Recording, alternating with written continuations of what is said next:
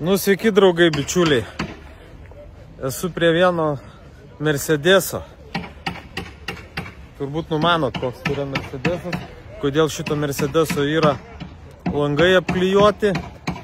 Apklijuoti ir kitoj pusėj langai. Ir šitas langas tai neišdužo. Pasirodo dviguba plėvelė. Na ir išdaužytas galinis žibintas. Nu, turbūt matė tą istoriją, mes viešinom pas savo kanale, kur kreipėsi Deividas. Na, kreipėsi mane ir Darius. Nu, sako, jeigu išklausai vieną pusę, taip, aš su Deividu bendravau, papasakoju visą situaciją.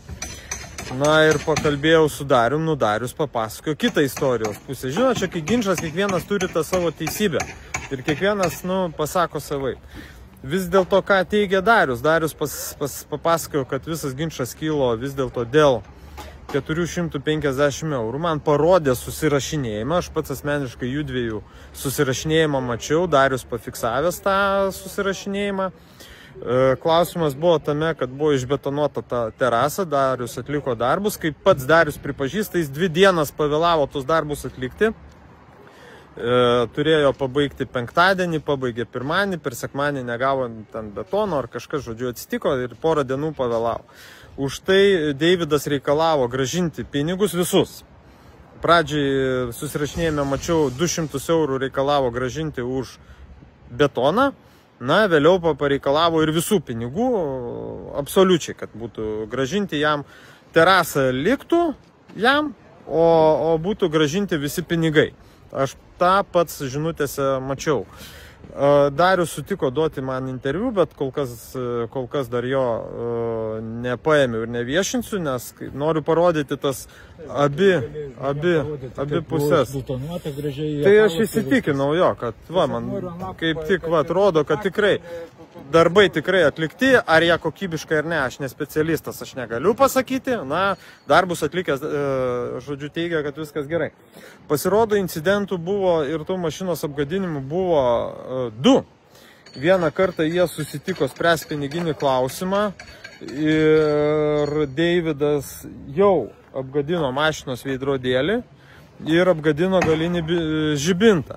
Darius kreipėsi į teisėsaugą, bet nepaisant to, pirmadienį Darius sutiko dar kartą susitikti, išspręsti tą piniginį klausimą ir Darius pasakė velniop, atiduodu tos 200 eurų už tą betoną, tiek už darbą jau tikrai pinigų negražinsiu, pats mačiau susirašinėjimą, už darbą negražinsiu pinigų, bet už betoną tiek to noriu, kad baigtųsi istorija velniop ir pakelia klausimą, pats mačiau žinutėse, kai sako, o tai kaip man dėl mašinos to veidrodėlio apgadinimo.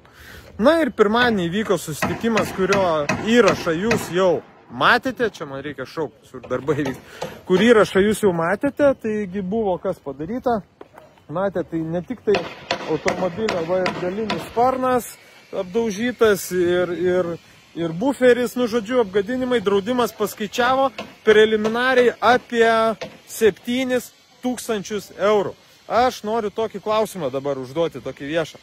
Ar vertėjo vis dėlto?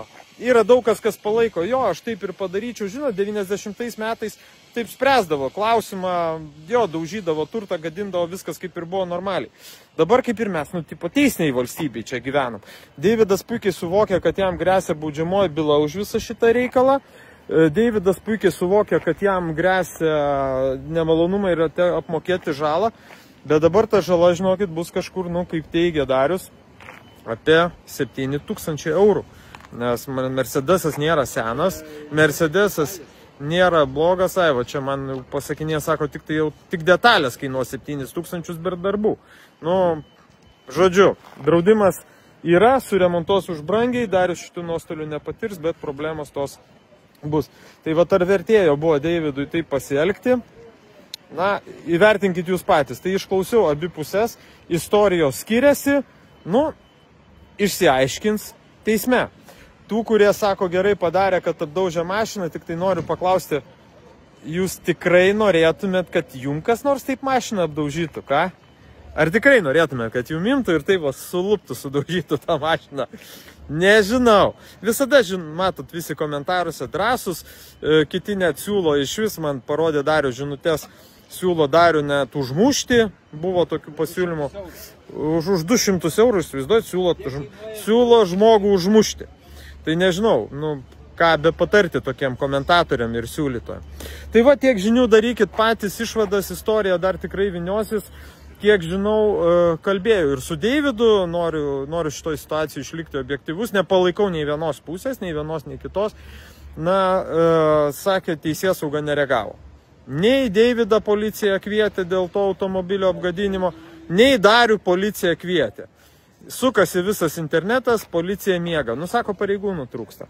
Tai va tiek, atiduodu jūsų pačių teismui, papasakoju istoriją, jeigu šitai viniosis istorija, tai būtinai pakalbinsiu ir tiek vieną, tiek ir kitą, jeigu jie sutiks paaiškinti, bet trumpai apie situacijos tą kitą pusę, nes nu, niekada negalima pasižiūrėjus vaizdo įrašą vadovautis tik iš vienos pusės. Tai va tiek, Skirmantai Malinauskai, matai, aš abi dvi pusės išklausau. Iki.